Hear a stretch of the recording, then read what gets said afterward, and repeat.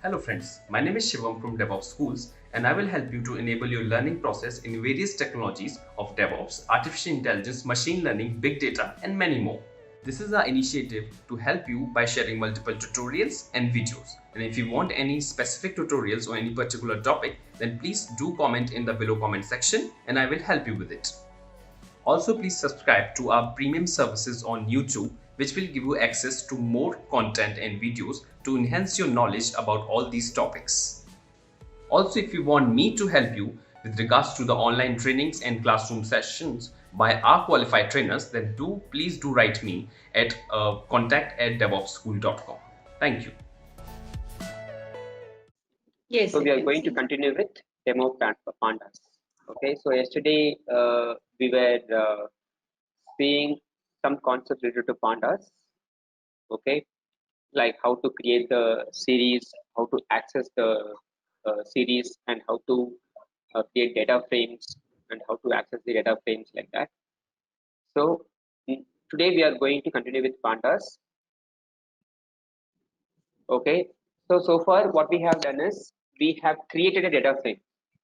Okay, and once we create it, so we are able to, okay, once we create it we are able to, so once we create the data frame we are able to access the values from the data frame.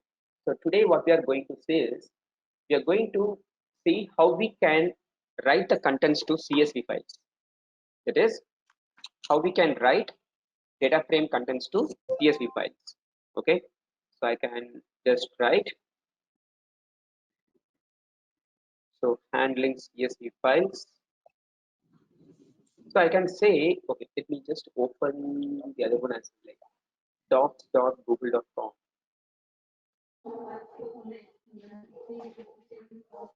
Okay, so now if I want to write the data frame to CSV file, what we have to do is we have to say data frame name dot to underscore CSV. Okay, and then we can just give the file name company underscore one dot CSV like this. So whenever you give it like this, right, this index also will be written as a separate column. Okay, so but we are not interested in the particular indexes. Okay, we are not interested in this particular indexes. So in this case what we have to do is we have to say index is equal to false. And also if you want to write a particular columns, okay, to data frame, what you can do is you can just write columns is equal to, you can mention the name of the column. Okay, so like I can say name and then location, and then I can write salary, something like this. So if you want only these two, these three columns should be written, okay, in the CSV file, you have to mention like this. So first one is file name. Second one, you have to say index is equal to false, okay, because if you are not giving this particular parameter, this will be written as a separate column. Then you have to like while reading the CSV file, this will be written as a separate column. So that is not at all required for us. And then columns, okay, columns like name, location, salary. Okay, so like if you want to filter, that is if you want to select the specific columns that should be written to CSV file, you can mention it over here. And if you want any other delimiter, see, like if it is CSV, what is CSV file is comma separated values, right? So by default it will be separated by comma. So if you want any other delimiter, you have to mention it over here. Okay, all right, so now what will happen, this will be written. So now you can go to notebooks and then you can see it over here. Okay, company one dot CSV. So now you can see name, location, salary, that is everything is over there. And similarly if you want to read, okay, I can just say data is equal to pd dot read CSV and then the file name company one dot CSV like this. So now if I say data, okay, if I say the data, you can see everything will be written. Okay, that is this will written in the form of a data frame actually. Okay, and then if you want to add some more columns, you can just add it over here. So this is how you have to handle this CSV files. So like while we create our models, right? So what we will do is we will be reading the CSV file like this one. Okay, bd.read CSV, and then we'll be providing the CSV file name over here, and that will return to the data frame. Okay, and data frame, you know, right, how to access the values from the data frame, like how to access the columns of the data frame. So everything you know, right? Okay, and if, say for example, let's say here I am giving pipe. Okay, so in this case what will happen, so if I just execute it, now you can see that is everything has been taken as a single column, that is name pipe, location pipe, salary. So in this case, if you want pipe has to be considered as a delimiter, then you have to mention SCP is equal to pipe like this. So now you can see this will be read in the separate columns like this. Okay, got it? Yep. Yeah. Okay, so now let's say like so far we have handled integer columns, and then some strings, okay, something like that, right? So now let's see how we can handle the date columns. Okay, because date columns, when you read it from the CSV file, okay, when you read it from the CSV file, it will be in the form of string only. Okay, so in order to perform the date operation, what you have to do is you have to, okay, you have to convert to timestamp. Okay, convert to timestamp actually. So for that, what we are going to do is first we are going to have some date column over here. Okay, so I can just write over here like company of date of joining, let's say like this. Okay, company of date of joining is equal to, I'm just writing series of, okay, and then I'm just writing something like 2 to 2020, okay, then 9 9 9 2019, and then I can write 10, okay, 11 2019, then I can just write 01 02 2020, and then 03 04 2020, like this. Okay, so and then I can just provide some index is equal to, so what are all the index in company this thing A B C D E, right? So let me just have something like this: A B C D and then E. Okay, so now if I print company, now you can see the data like this. Okay, that is 2 2 2020, 9 9 2019, 10 11 2019, 1 2 2020, 3 4 2020.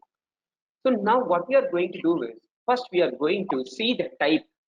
Like for example, if I just read, okay, if I just read, let's say company of DOJ, I'm going to just read only one particular data. Now you can see this is getting returned. Now if you see the type of this, it will be just a string. It's not in the datetime format.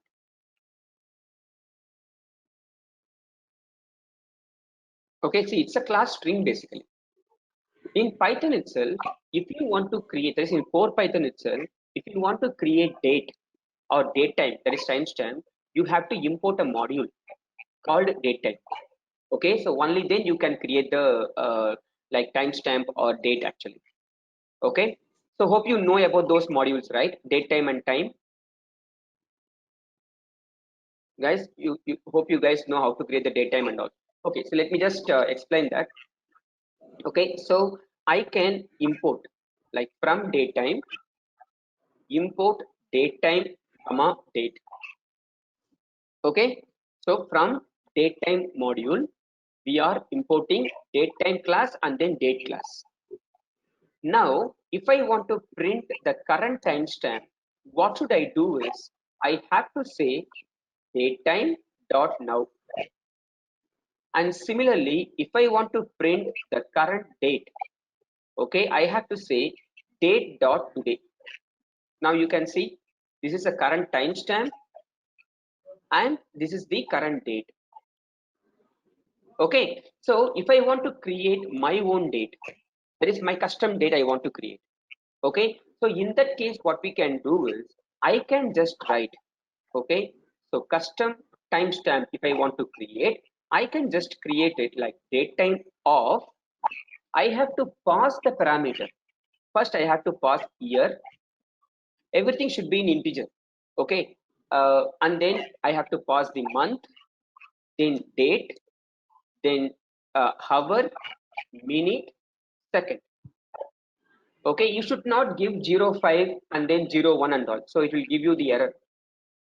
Okay, so everything should be in the form of integer only. Okay, oh, see, my mistake, because second should not exceed 60, right? So I have given, so 59. So now you can see 2020 1st May, okay, 23:45 59, right? So now if I want to uh, print custom date, okay, I can just say date of 2020 5:1. So now you can see just a custom date actually. Okay, see, consider in this particular data frame, I want to retrieve the employees who have joined after 1st January 2020. Okay, so who are the employees who have joined? So this is Justin, Tris, and then Manuel. So these two employees, like Clark and Davis, have joined in 2019. Okay, so I don't want the details of them. So for this, what we have to do is, first we need to convert, okay, convert DOJ from type str to type datetime. First we need to convert it. So for that, what we can do is, I can say company of DOJ is equal to pd dot to underscore datetime. That is, in pandas, we have something called to datetime. Okay, of, just I need to mention the column name there. Okay, now it is converted. Now if I print company, you can see the change in the representation. Okay, here you can see whatever we are giving, that is getting printed over here, right? But over here you can see the representation YYYY MMDD format. So now if you just print the particular data, okay, you can see the type of it. See here. So now it is belonging to some timestamp data type. Okay, now it is belonging to some timestamp data type. So now we can just say retrieve the employees who have joined after 1st January 2020. So what we can do in this case, I can just write company of DOJ, okay, greater than pd dot timestamp, okay, of date of 2020 1,1. Okay, so now you can see like each and every record will be checked. Okay, because it is just pd dot timestamp actually, right? So we are just creating pd dot timestamp and then we are just comparing with this. All right, so now if I execute this, you can see only the details, okay, of employees who have joined in 2020 will be retrieved. So guys, is it clear? Yeah. Yeah, okay, so please try it out. Yeah, I think all these formattings, maybe we will be able to take a part of that statistics part itself. Because sorry, that's what I know about, specifically that related to the machine data topics. We will be able yeah, to take care of all these kind of formatting, all those things. no. In statistics, you will not be taking care of these formats and all. Okay. Yeah, see, these are like data cleaning kind of. Okay, so data cleaning has to be done using pandas module only. Okay. Okay, Yeah. yeah. Because what I was thinking, will we be hurrying through the rest of the topics if you spend more No, no, time? no, no, no, no, no, No. no, no, no. Okay. We will not be hurrying. Don't worry. Okay. Yeah, yeah. Yeah, because it's been 1 day, right? We are still with pandas. That's the concern she had, I guess. No, the thing is, Yes, pandas yes. is so much important. Okay, okay. See, the thing is, like, whenever you create the model, right? So the first step you will be starting with pandas. Okay. Uh, The thing is, we are not covering everything in pandas basically. okay. Like if we cover everything in pandas, it's itself will take 3 days. Okay, so only the important topics I'm just covering it. Like whichever is requisite. For example, if you see the examples, right? Okay, the one which we are doing. Okay, so everything will be used. Okay, see the thing is definitely there will be one date field. Okay, in some of the CSV files. So if you want to handle how you can handle. Okay, and CSV file definitely it is required. And before before the CSV file, we were covering the basics of pandas. Like without those series and data frames, pandas is nothing. Okay, so don't worry about it. So I will take care. Don't worry about it. Okay. Yeah. Okay, so we are just covering only the important topics. That's it. Nothing else. This is nothing but data cleaning, data processing, basically. Okay. Yeah. So please try it out, and then we'll continue with just two more examples with respect to pandas. Then we'll be jumping to next topic. Okay, EDA. That is exploratory data analysis. Okay, and then Yeah. after tea break, we'll be starting with the models. Okay. Okay. Okay. Yeah. So all the Mohan, how models can we run the entire notebook? cell run Because all. I reopened the notebook. It says company not defined. Cell run all.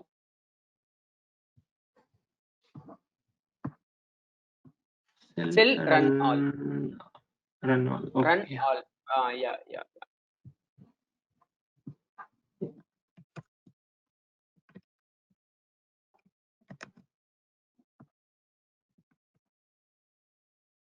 So does Panda support image processing also? Do they have image processing libraries, or it's only with data frames? It's only with data frames. Pandas for image processing. For image processing, we have different library. Oh, okay. It's only for analyzing the data. Let me Yeah, check it primarily out. CSV files, right? Yeah, yeah. No, no, not only CSV file. Not only CSV file. It also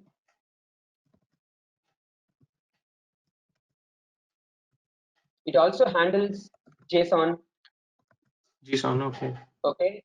Yeah, and then you can handle Excel file. Okay, excellent. Like that.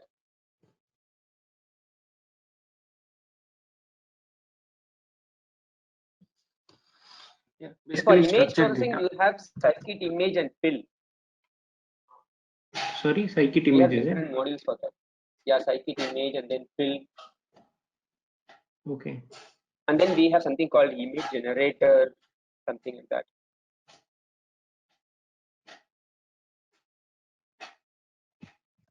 Are we covering any of those?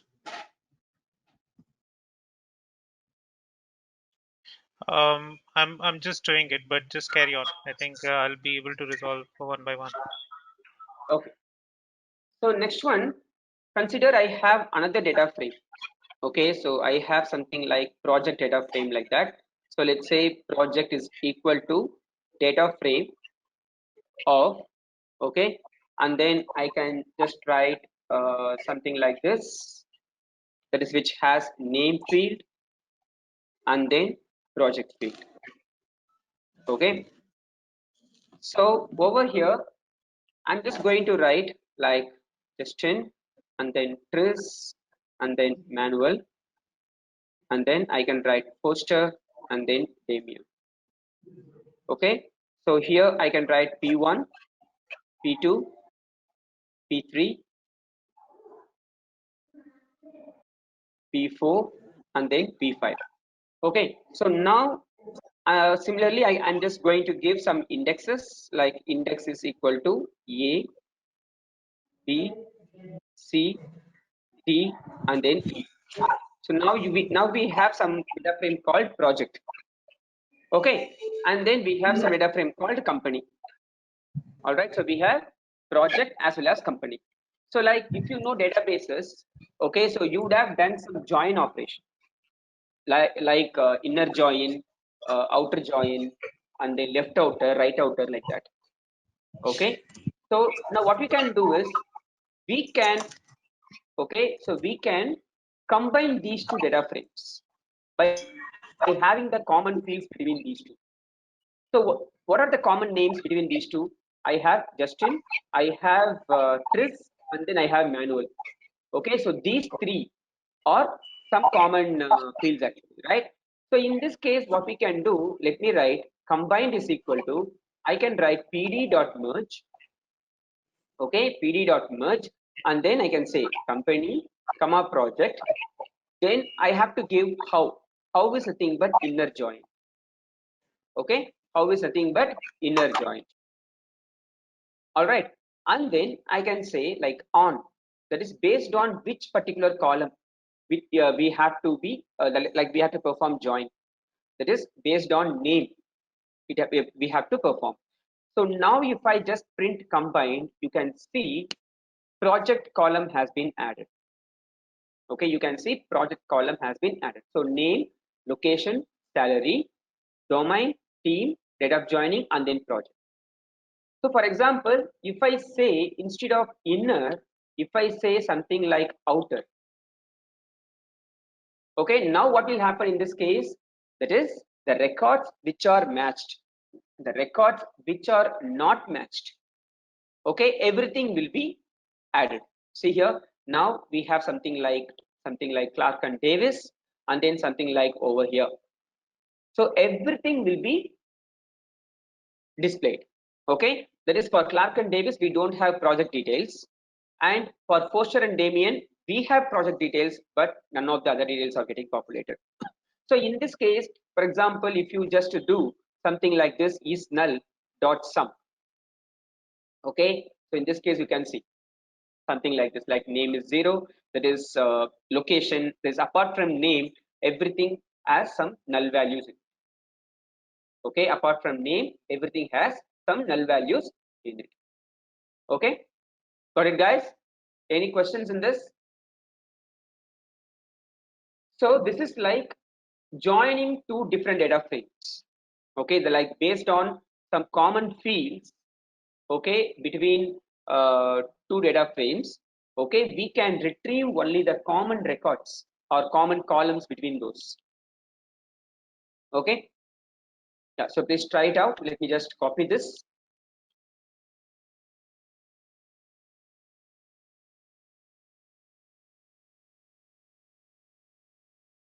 Let me just copy this, and then we will talk about data wrangling. Okay, yeah, should be fine.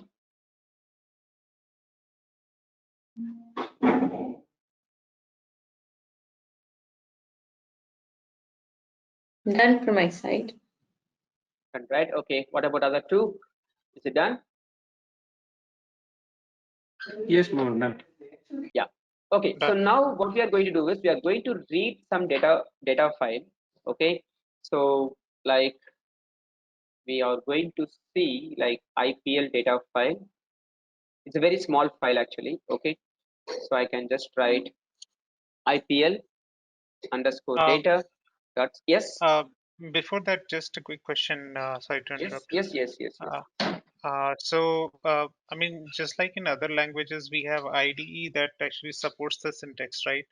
Now, in this case, Yes. we are writing all the command. Do we have any IDE for Python that gives all the support for the libraries? Yes. See, in Jupyter Notebook itself, it will support. You have to press tab. For Tab. example, Okay. yeah, see, for example, I can say C and then press tab. Okay, and then you have Oh, a lot of things, and then say combine. Okay, you have to enter. Okay, and then right. dot is null, and then tab. Got it. Okay, and then like this, and then tab, something like this you have to do. Okay. Okay, so Thanks. like Jupyter Notebook will support, and PyCharm will support, and Mhm. Spider will support. Okay, so Okay. the basic editor idle is a basic editor that also supports sometimes. Okay, right. So now we have some data file over here. So I'm just reading the data is equal to pd dot read csv IPL underscore data underscore file. Okay, and then I'm just saying IPL data. So this is the data frame that we have. That is, these are the contents of the particular file. Okay, like which has team, rank, played year, points that particular team has scored, and where it has played. That is, these are the details of the teams which has played playoffs from 2014 to 2017.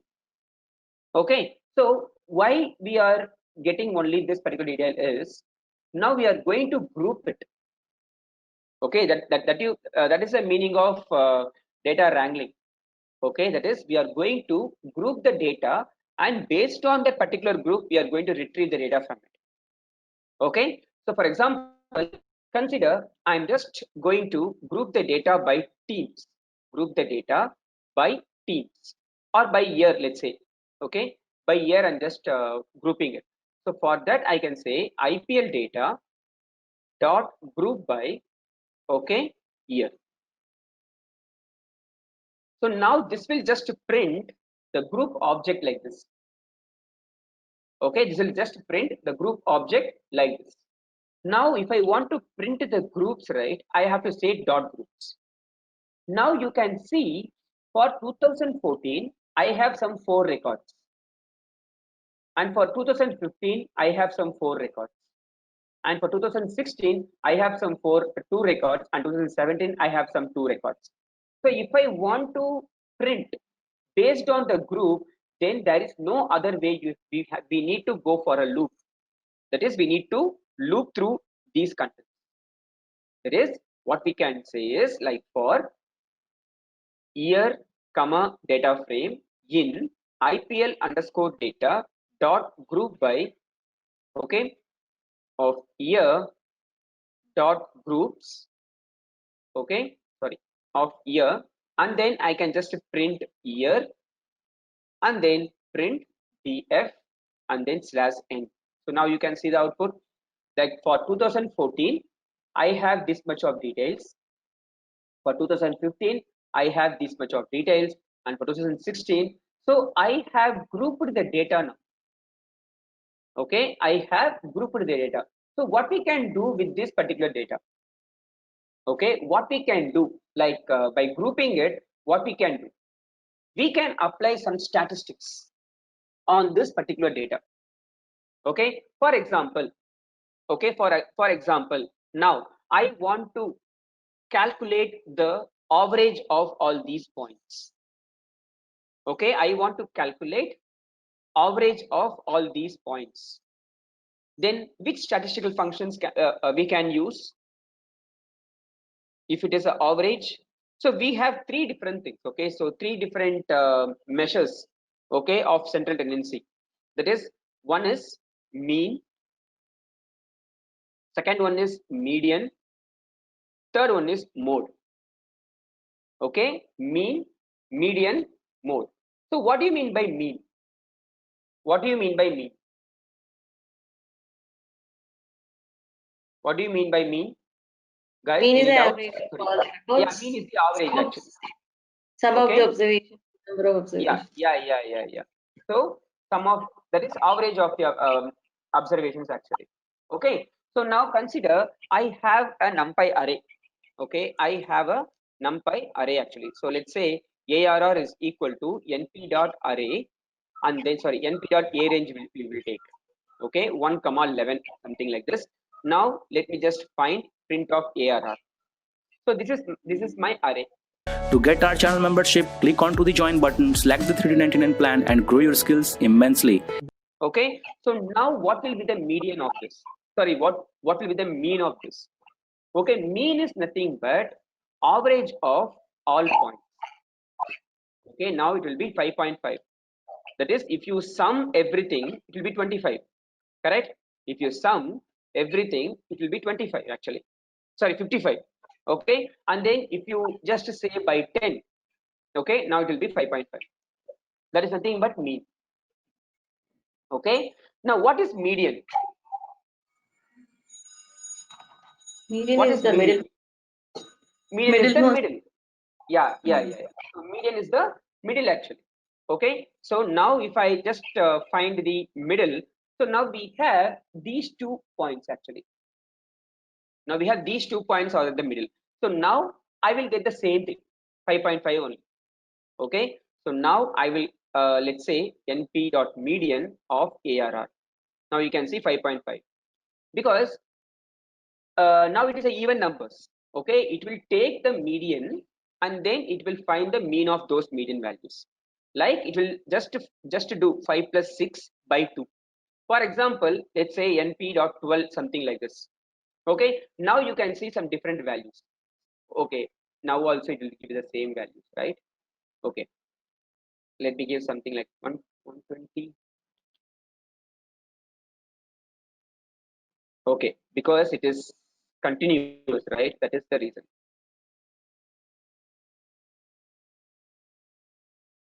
Array of 1 1 3 3 5 6 7 8 21 5.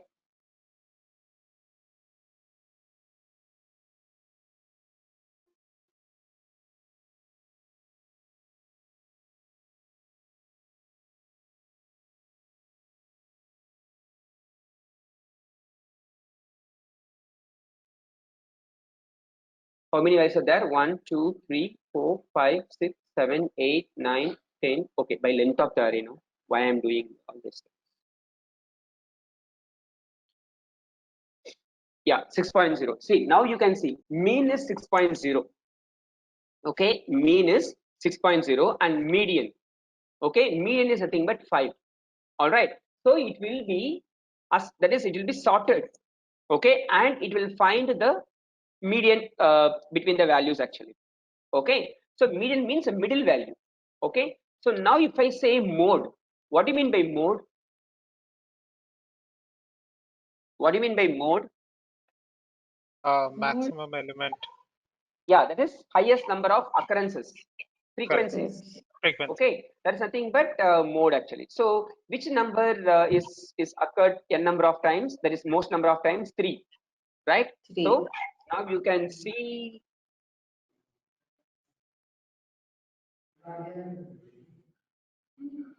Okay, so sorry.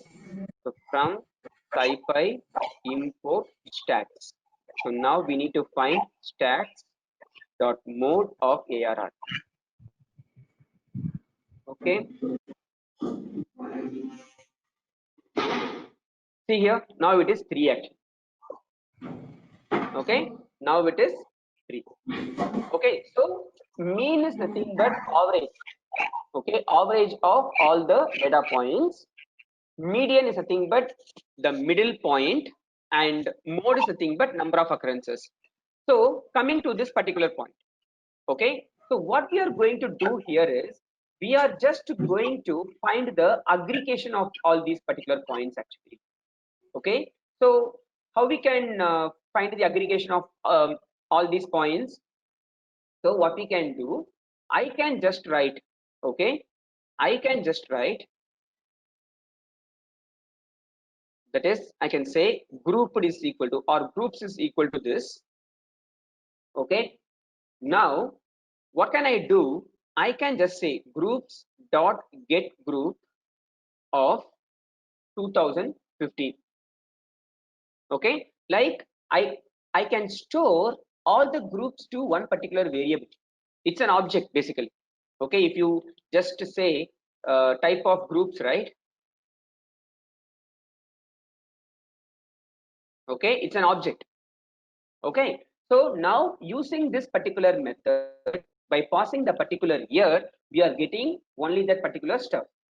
So now what we can do, I can just write like groups of points, okay, dot agg of np dot mean. That is, agg means aggregate functions. Okay, np dot mean. So now what will happen? Okay, in each and every group, for example, if you take 2015, I have different points actually, right? So now what will happen? It will find the average of these 4 points, okay, for this particular year. So now you can see for 2015, it is average score is 769.50. These are the average points.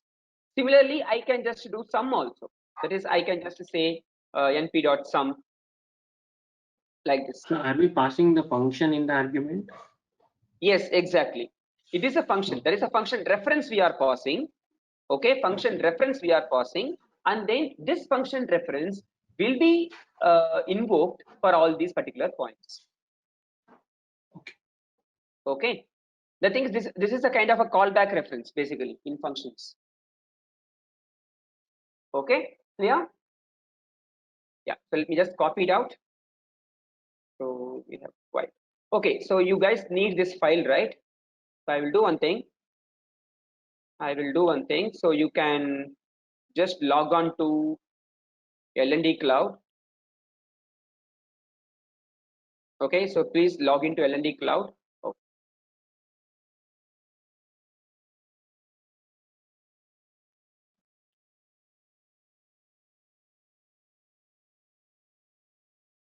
So you will be having a number of files. Okay, so we are going to see.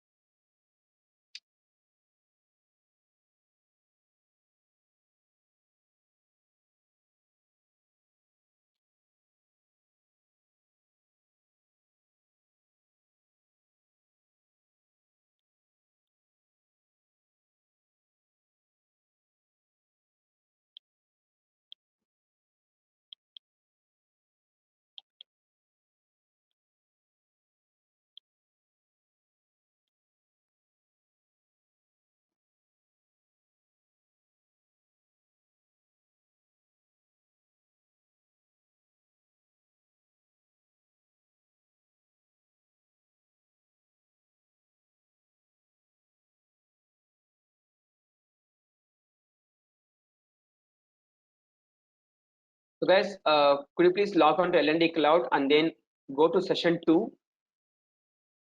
then download data files day 2. Please log on to L&D Cloud.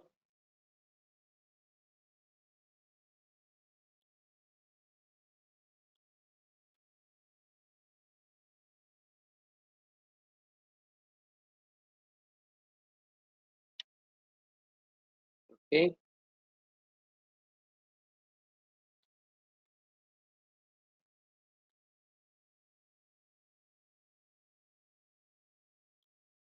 So able to download everything.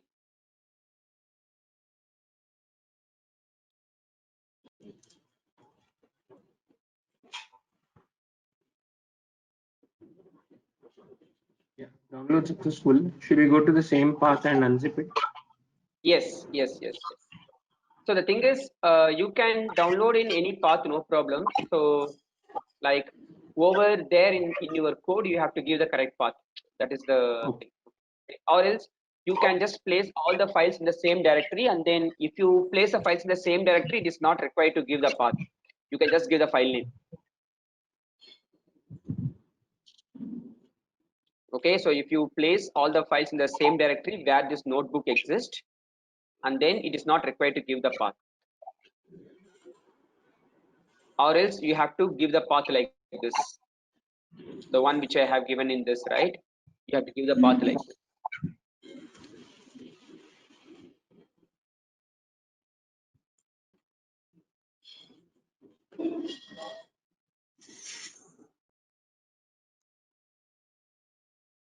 Just one more example. and then we'll move on to the next topic. Okay.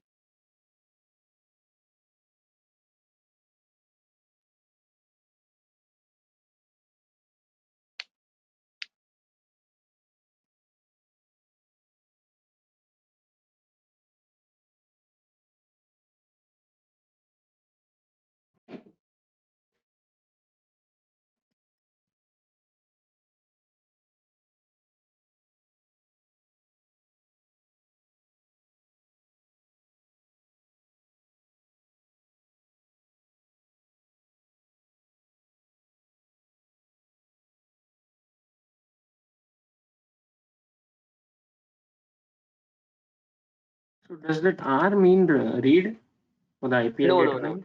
no. That R means, see, like if you are using Windows operating system, right? We have some special meaning for /t, /n, /i, like that. That is, these are escape sequences, right? If you use /t, something but tab character. If you use Correct. /n, something but newline character, like that. So in order to escape the escape sequence, we are prefixing R. So when you prefix a string with R, it becomes a raw string. Okay, for example, consider I have a string like this. Okay, so this is /n raw string.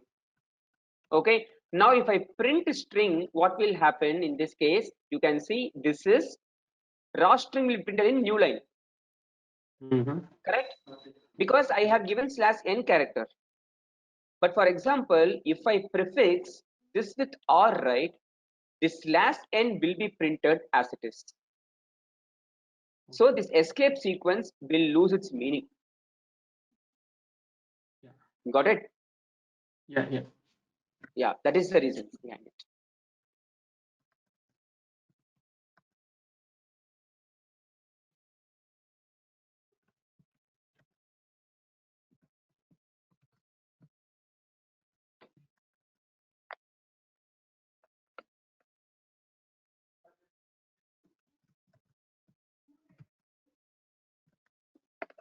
See, that is not the only way to give the path. Okay, what you can do is, this is one of the way for giving the path. It's a very easy one actually. Otherwise, what we have to do is remove this R, then you have to give double slash. That is, in order to escape the escape sequence, you have to give double slash. Or else what you have to do, instead of giving double slash, you have to give one forward slash, like in Unix. Everything is same.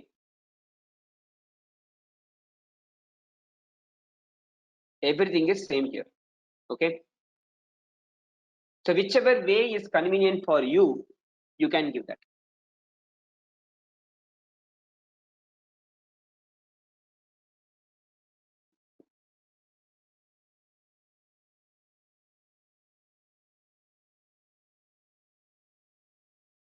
I'm done from my side.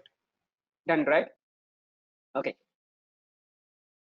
So guys, everyone, Yeah, done. Susan? Yeah, done.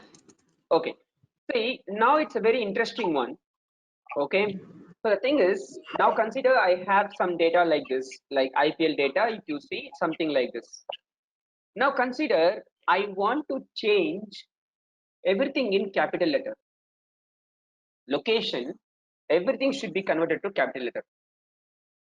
Okay, Mumbai, Chennai, Delhi. Okay, so everything should be in capital letter actually. So for this, what we have to do is, we have something called map. Okay, so that is, I can write IPL data, okay, of location, okay, dot map of, I can write lambda expression. So let me explain what is lambda expression first, and then I will take into that. Okay, that's a better way. So now consider I have a function. Let's say, okay, like calc num comma value is equal to 2, and then return num star star value. This is the proper function, I can say. Okay, this is the proper function, I can say. Now if I say calc of 5, okay, and then calc of 5 comma 2, in this case what will happen, what will be the output? So whenever I say calc of 5, num will be taking the value of 5 and value will be assigned with number 2. So 5 double star 2, nothing but 5 square, it is 25. Okay, and over here num will be taking the value of 5 and value will be overridden by 3. So now it will calculate 5 cubed. So it is nothing but 25 and 125. Guys, getting it? No doubt in this, right? So Yep. double star indicates power of. Okay. So clear everyone now? Yeah. Yeah. Now, if you see this function, we are not doing anything else apart from evaluating some expression and returning the value of that expression to the user. We are not doing anything else apart from that. So in this scenario, instead of writing the proper function, I can just write the lambda expression. So what is lambda expression? It's a single line function. It's a single line anonymous function. It's a nameless function. Okay. So what do you mean by nameless? See, for example, if you say print of calc and then type of calc, you can see the function name there. That is function calc. And then what is the type? It's a class function. But if you say, let's say like lambda, calc underscore lambda is equal to, that is, you can store the function reference to a variable. Okay, so, and then I can say lambda. I can provide all the parameters. See, it can accept any number of parameters. There is no limit in that, in the number of parameters. Okay, there is no limit in that number of parameters. But it evaluates only one expression, not more than that. It evaluates only one expression, not more than that. And whatever expression is being evaluated, that will be written to the column. Okay, so now you can see print calc underscore lambda, comma, type of calc underscore lambda. So now you can see there is no name here. There is no name associated to the particular function. It is just function lambda, that's it. That's why it is called as anonymous function. And if you see, it is also belongs to class function. There is no doubt in that, right? Okay, now if I want to call it, I can just say calc lambda of 5, then I can write calc underscore lambda of 5 comma 3. It will give you the same output, 25 125, like this. Okay, clear? So this is just a single line function, that's it. Okay, guys, understood? Yes. Yeah. Okay, now coming back to this. Now I want to change everything to uppercase. Okay, so for that what we can do is, I can say IPL data of location. If I print, you can see everything in small letter. Okay, except the first letter, right? So now I can say map of lambda team, sorry, lambda location, and then location dot upper. Now what will happen? Whatever data is present in this IPL data of location, so each and everything will be sent as the input. Okay, that is, this will be executed for n number of times, so it has the iteration implicitly. Okay, so each and every data will be sent as the input, and now if you execute, you can see everything is in capital letter. So it will transform. Okay, it will transform the data.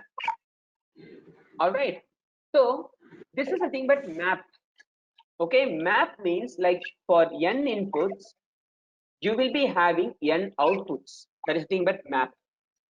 And now we have something called a filter. Okay, see, if I apply the same thing, okay, let's say IPL data of location dot filter, and then I can say lambda LOC colon, LOC starts with M. Okay, now you can see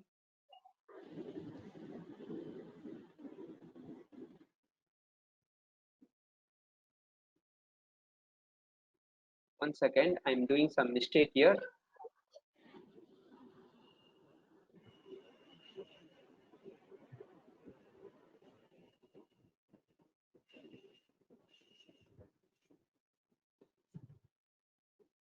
Function object is not iterable.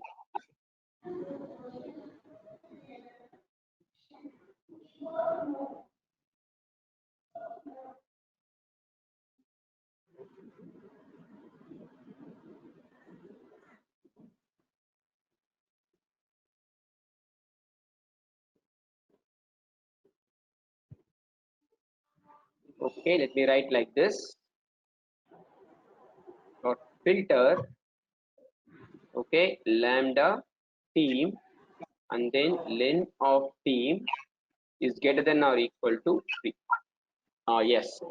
Okay, so now what we are doing here is, okay, what we are doing here is, so we have some data over here, right? So we have some data over here. All right, so now we need to filter, okay, that like we need to get only the teams who has played more than 3 times in playoffs. Okay, we have to retrieve only the teams who has played more than 3 times in playoffs. For example, if I write only this, okay, so look at this dot groups, let me give. So now you can see Devils has played only twice, Kings has played 4 times, Riders has played 4 times, and Royals has played 2 times. So I want only these 2 has to be retrieved. So for that, we have to apply filter. That is, on this particular group, and then I am sending the entire team as the parameter, okay, entire group as a parameter, and then I'm finding it. That is len of team should be greater than or equal to 3. Okay, so whichever condition is satisfied, only those will be retrieved. See here, now if you do this, right, only Riders and Kings will be retrieved. Okay, and if you see the index, okay, you can see 0, 1, 4, 5, 6, 7, 8, 11. Only those indexes will be retrieved. So for filter, it will always retrieve for which the condition is satisfied. So the difference between map and filter is, for map, for n inputs, will be having n outputs. Filter, for n inputs, will be having the outputs for which the condition is satisfied. Okay, clear? So that's how you have to use lambda expression and then map and filter. Okay, so I will just send this. Okay, I'll just paste this one so you can just try it out. Done from my side. Yeah, done, right? Okay. Okay, so now let's do some analysis. Okay, EDA using IPL data, not this IPL data. So we have another file. I think that is also copied. Yeah, so if you see in your data files directory, there will be some file called deliveries.csv and matches.csv. Okay, so we will do some analysis on that. Okay, and then we'll get into the models. So let's say IPL data analysis. So as usual, I'm just going to load this np and import pandas as pd and import matplotlib dot pyplot as plt, and here we are using one more data visualization library called Seaborn. Seaborn is built on top of, okay, Seaborn is built on top of Matplotlib. Okay, so you will see the differences now between Matplotlib and Seaborn. So what is like exploratory data analysis? Like you have to analyze, okay, how the columns are related. Okay, how the columns are related, like what all each field, okay, is about. So for that, what we are going to do is we are just going to load deliveries.csv. Okay, that will be one CSV file called deliveries. Okay, so I can say del data is equal to pd.read CSV. Then I can just write dot dot slash